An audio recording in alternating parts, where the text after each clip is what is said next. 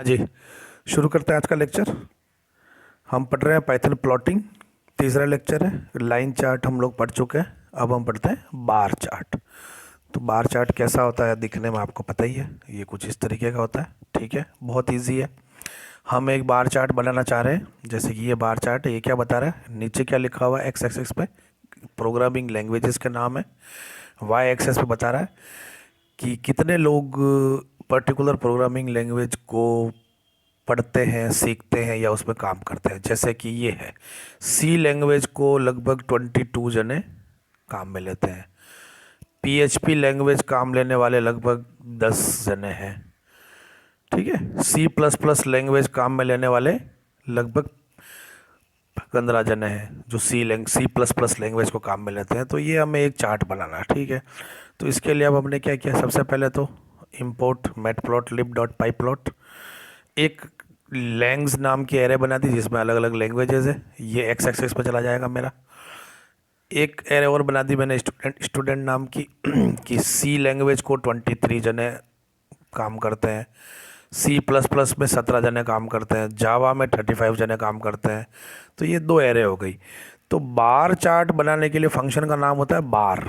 Line chart के लिए जैसे प्लॉट नाम का फंक्शन था, बार के लिए फंक्शन होता है बार। तो सिंपल आप लिखिए plt.bar। एक्स एक्सिस वाली एरे का नाम दे दीजिए यानी लैंग, वाई एक्सिस वाली एरे का नाम दे दीजिए यानी स्टूडेंट्स। बस ये हो गया, कुछ नहीं करना, केवल फंक्शन का नाम चेंज हो गया है जो कि है बार। और ये फंक्शन रन करते ही मुझे ये चार्ट दिखना स्टार्ट हो जाएगा।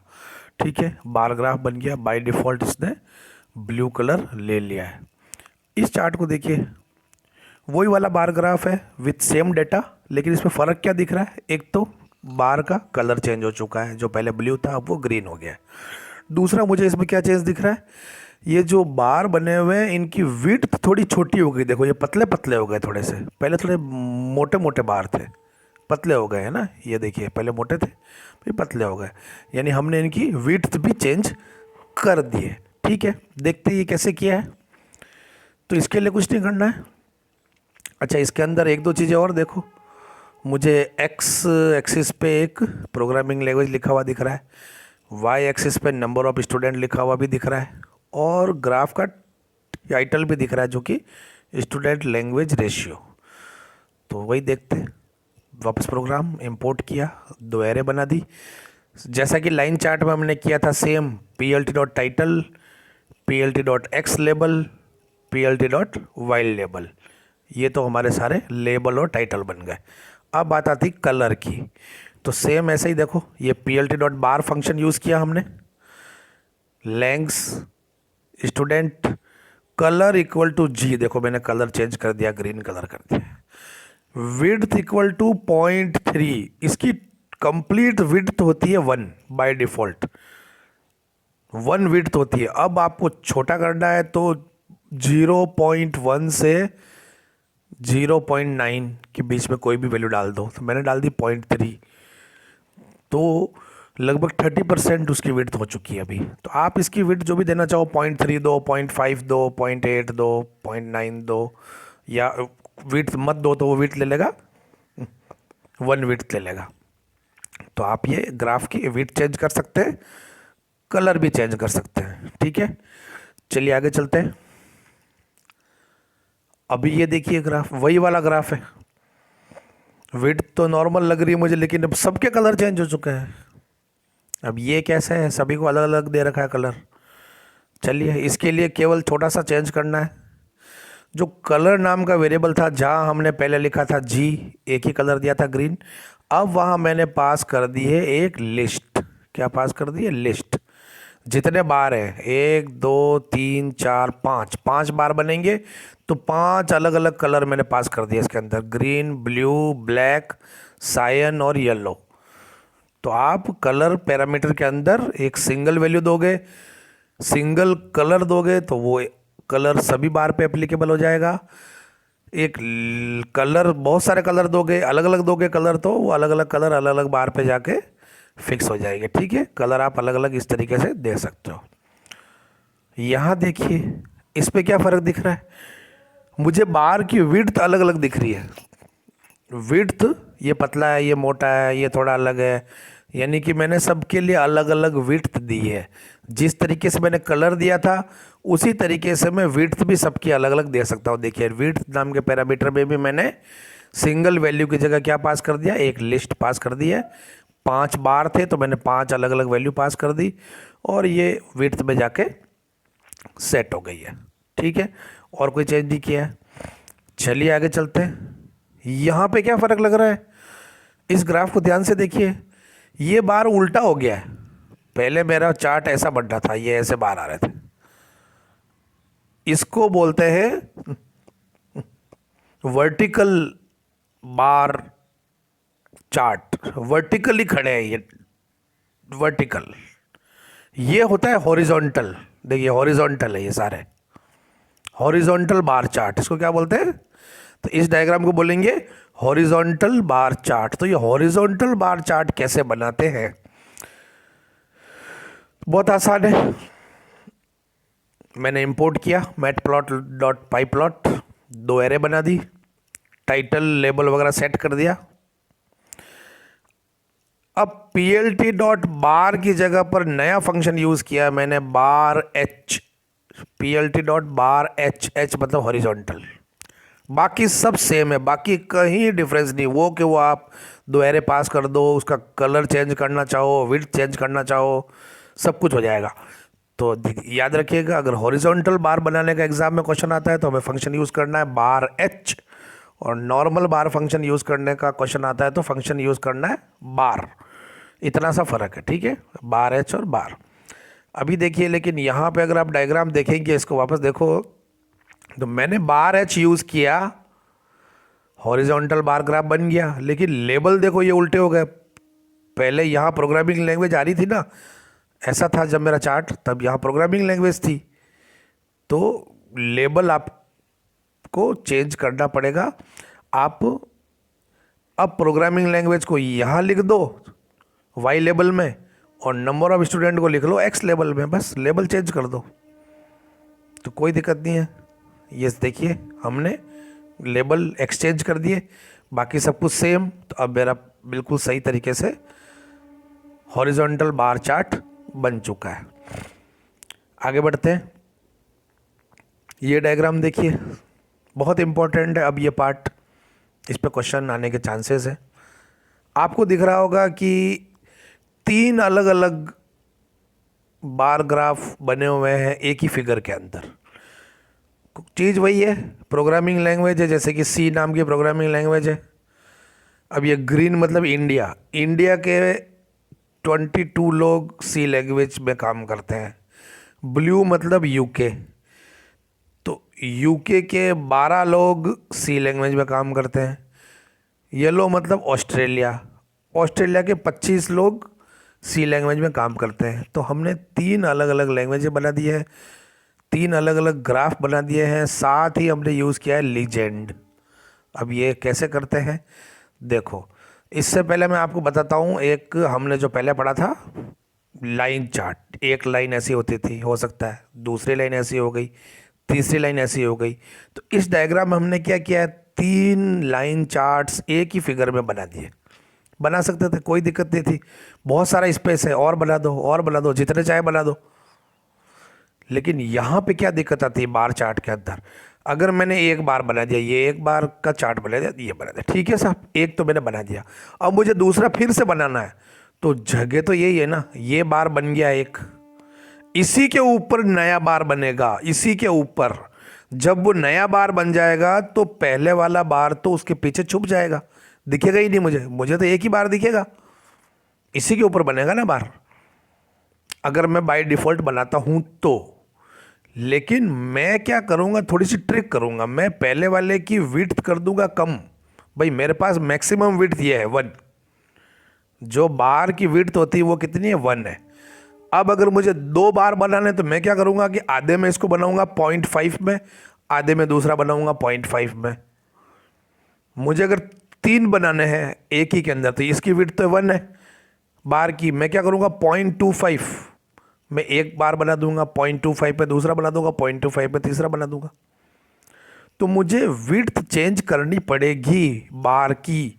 अगर मैं विड्थ चेंज नहीं करूँगा, डिफ़ॉल्ट विड्थ ही लूँगा, तो पहला वाला बार बनेगा डिफ़ॉल्ट विड्थ के साथ, दूसरा वाला बार बनेगा डिफ़ॉल्ट विड्थ के साथ, तो वो क्या करेगा, उसी के ऊपर बन जाएगा, तीसरा वाला भी उसी के ऊपर बन जाएगा, तो सारे ओवरलैप हो जाएंगे, तो मुझे मालूम ही नहीं चलेगा कि कौन सा बार कहाँ गया, किसकी वैल्यू क्या थी। तो इसके लिए हमें विड्थ चेंज करनी पड़ती है जब हम मल्टीपल बार ग्राफ एक ही फिगर के अंदर बना रहे हैं। तो विड्थ कैसे चेंज करते हैं, चलिए इस प्रोग्राम को देखते हैं। इंपॉर्टेंट प्रोग्राम है, ध्यान से समझिएगा। सबसे पहले अपन ने क्या किया, इंपोर्ट किया paintplot.pyplot। रिजोल्यूशन इंक्रीज कर दीजिए वीडियो का अगर आपको दिख नहीं रहा है तो। नमपाई भी मैंने इंपोर्ट किया, मुझे नमपाई की इसमें ज़रूरत पड़ रही है। अब देखिए मैंने क्या किया है, ये लैंग्वेजेस नाम की अपनी एरे थी, पहले से थी, जो कि एक्स एक्सिस पे आनी चाहिए, ठीक है। उसके बाद मैंने 3 अलग अलग एरे बनाई है। इंडियन स्टूडेंट्स कौन के, जो कि लैंग्वेजेस को पढ़ते हैं, यूके के कितने स्टूडेंट इन लैंग्वेजेस को पढ़ते हैं, ऑस्ट्रेलिया के कितने स्टूडेंट इन लैंग्वेजेस को पढ़ते हैं। 3 अलग अलग एरे हो गई है, एक लैंग नाम का एरे है ये, ठीक है। अगर मैं इसका लाइन चार्ट बनाता तो क्या करना पड़ता, मुझे 3 बार प्लॉट फंक्शन यूज लेना पड़ता, प्लॉट प्लॉट प्लॉट 3 बार यूज लेता। और एक्स एक्सेस में तो हमेशा क्या डालता, लैंग नाम की एरे, और वाई एक्सेस के अंदर में एक बार तो इंडिया के वाली एरे डालता, सेकेंड टाइम यूके की डालता, थर्ड टाइम ऑस्ट्रेलिया के डालता, और मेरे 3 चार्ट बन जाते। यहाँ पर भी मुझे यही करना है। कैसे करना है, चलिए इससे पहले मैं क्या करता हूँ, ग्राफ का title X label Y label set कर लेता हूँ, कोई दिक्कत नहीं यहाँ तक। अब मुझे क्या करना है, पहले मुझे ये पता लगाना है कि कितनी मेरे पास लैंग्वेजेस हैं, एक्स एक्सिस में कितने बार बनेंगे। एक्स एक्सिस में एक बार बनेगा सी के लिए, एक सी प्लस प्लस के लिए, एक जावा के लिए, एक पाइथन के लिए, एक पीएचपी के लिए, इतने ही बार बनेंगे। तो 1 2 3 4 5 5 बार बनेंगे, ठीक है। तो इसके लिए सबसे पहले आप क्या कीजिए, एक कोई भी वेरिएबल लीजिए, मैंने एक्स नाम का वेरिएबल लिया एक, np.arrange, np नंपाई का है, लेंथ निकाल दी है उसी लेग नाम की एरे की, जो एक्स एक्सिस में आपको रखना है उसकी लेंथ निकाल के उसका एरेंज निकाल दीजिए। एक्स में आ गया, ठीक है, याद कर लीजिए, कोई दिक्कत नहीं है, एक्स में आ गया। अभी सबसे पहली बार बार वाला यूज़ कीजिए, plt.bar नॉर्मल यूज़ कीजिए। एक्स एक्सिस में क्या आना चाहिए, वही लेंथ। सेकंड में स्टूडेंट ऑफ इंडिया वाले। फिर मैंने देखो क्या किया है, इसकी विड्थ मैंने रखी है 0.25, विड्थ मैंने चेंज कर दिया, नहीं पतला कर दिया उसको। कलर इंडिया वाले का मैंने दे दिया ग्रीन, विड्थ डाल दी, कलर डाल दिया। तीसरा क्या डाला मैंने, लेबल, IND, लेबल में कहाँ यूज लूंगा, लीजेंड में लेबल यूज कर रहा हूँ, ठीक है। एक तो ये बार ग्राफ मेरा बन गया। जब ये बार ग्राफ क्रिएट होगा तो क्या होगा, 0.25 लेंथ की पतली पतली स्ट्रिप बन जाएगी, जो कि ग्रीन कलर की होगी, 0.25 लेंथ। जबकि डिफ़ॉल्ट इसको कितनी जगह मिलती है, एक को बनने में 1, यानी अभी ये जगह बाकी है मेरे पास, मैं यहाँ पर नए ग्राफ बना सकता हूँ, ठीक है। अब देखिए, जब सेकेंड बार आप plt.bar को यूज़ करोगे तब ध्यान रखना है, बहुत इंपॉर्टेंट बात है। पहले तो लिखो ये वाला x जो हमने np.arrange में बनाया था। बेसिकली अब मैं इसको क्या बता रहा हूँ, इस फर्स्ट पैरामीटर मैंने क्या लिखा है, x प्लस 0.25। मैं इसे ये बता रहा हूँ कि जो मेरा बार का फिगर है इसमें एक बार तो बन चुका है, ये पतले पतले डंडे बन चुके हैं इंडिया वाले, जिसकी की विड्थ कितनी थी, 0.25 विड्थ है। तो ये कह रहा है कि आप नया जो बार बना रहे हो उसे x प्लस 0.25 से स्टार्ट करो, यानी कि x तो ये पहले का है, ये जो पुराना बार बना हुआ है उसके आगे मुझे नया बार बनाना है 0.25 लेंथ का, यानी कि अब नया बार बनेगा यहाँ पर, ये इसकी लेंथ भी होगी 0.25, विड्थ इसकी विड्थ भी कितनी होगी, 0.25 होगी, 0.25 हुआ ये। वापस से मैं आपको थोड़ा सा समझाता हूँ, थोड़ा सा कंफ्यूजिंग है, थोड़ा हार्ड है कंसेप्ट, लेकिन आ जाएगा समझ में। बेसिकली होता ये है कि जब मान लो मेरे पास ये मुझे चार्ट बनाना है, ये मेरे पास एक बार की जगह है। पहली बार जब मैंने यूज़ किया लेंथ सिंपल, तो मैंने उसकी विड्थ दी थी 0.25, तो उसने 0.25 पे ये बना दिया। जीरो से शुरू किया, स्टार्टिंग से शुरू किया और 0.25 पे ले जाके ख़त्म कर दिया। अब सेकेंड वाला मैं कह रहा हूँ कि आप जो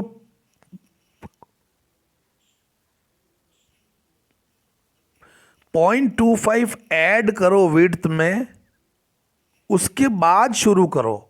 यानी कि 0.25 ऐड करो, यानी कि ये जो लेंथ है 0.25 है, इसके बाद शुरू करो। ये यहां पे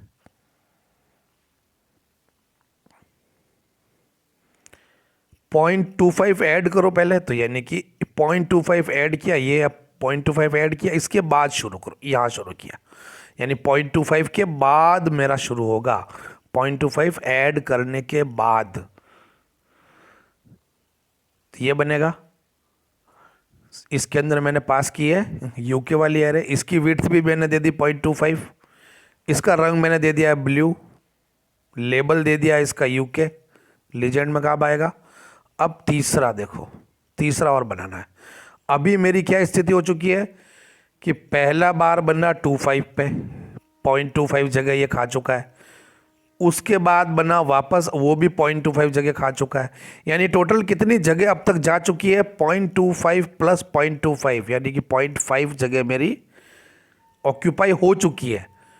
0.25 जगह मेरी ऑक्यूपाई हो चुकी है। यानी अगला अगर मैं ग्राफ बनाना चाहूं तो वो मुझे 0.5 के बाद बनाना पड़ेगा। 0.5 के बाद, 0.5 मतलब ये 0.25 तो ये वाला और 0.25 ये वाला, इन दोनों को ऐड करने पे 0.5 आया। 0.5 के बाद मेरे पास जगह है जहां पर कि मैं नया ग्राफ बना सकता हूं। तो इसने क्या किया, तीसरे के अंदर x प्लस 0.5 कर दिया है कि भैया 0.5 से शुरू करो नया ग्राफ बनाना, क्योंकि इससे पहले 0.25 के दो ग्राफ बन चुके हैं। तो ये 0.5 से शुरू करेगा। इसके अंदर अपन ने एरे कौन सी पास की, ऑस्ट्रेलिया वाली। विड्थ इसकी दे दी वही 0.25, कलर इसका दे दिया येलो, लेबल दे दिया है AUS। तीन ग्राफ थे, तीनों बन जाएंगे। सपोज इसमें चौथा ग्राफ भी होता तो मुझे अगला क्या लिखना पड़ता, PLT डॉट बार x प्लस 0.75 लिखना पड़ता कि 0.75 से स्टार्ट करो आप। क्यों स्टार्ट करो, क्योंकि देखिए मेरा ग्राफ 0.25 पहली वाली खा चुका है जगह, 0.25 जगह खा चुका है। दूसरा वाला 0.25 जगह खा चुका है। तीसरा वाला 0.25 जगह खा चुका है। यानी कि 0.25 प्लस 0.25 प्लस 0.25, 0.25 को 3 बार प्लस करो, कितना आएगा 0.75। 0.75 जगह मेरी ऑक्यूपाई हो चुकी है अब तक। इसलिए ये क्या बोल रहा है कि आप नया जो शुरू कर रहे हो उसे x प्लस 0.75 के बाद स्टार्ट करो, तो ये वहां पर आ जाएगा। ठीक है, फिर सिंपल वही जैसे आपने प्लॉट में किया था, PLT डॉट लीजेंड। पोजीशन देना चाहो तो आप इसकी पोजीशन चेंज कर सकते हो, नहीं करना चाहो तो डिफ़ॉल्ट पोजीशन पे ही आ जाएगा। और ये चलाते ही हमारा ये ऐसा ग्राफ दिखना शुरू हो जाएगा। अभी आप देखिए, ग्रीन कलर वाले ने जगह ऑक्यूपाई की है 0.25, ब्लू वाले ने जगह ऑक्यूपाई की है 0.25, येलो वाले ने भी जगह ऑक्यूपाई 0.25, यानी 0.75 जगह मेरी ऑक्यूपाई हो चुकी है पहले वाले के अंदर। ठीक है, चलिए समझिए इसको, देखिए, फिर मिलेंगे अगली क्लास में। आज के लिए इतना ही, बाय।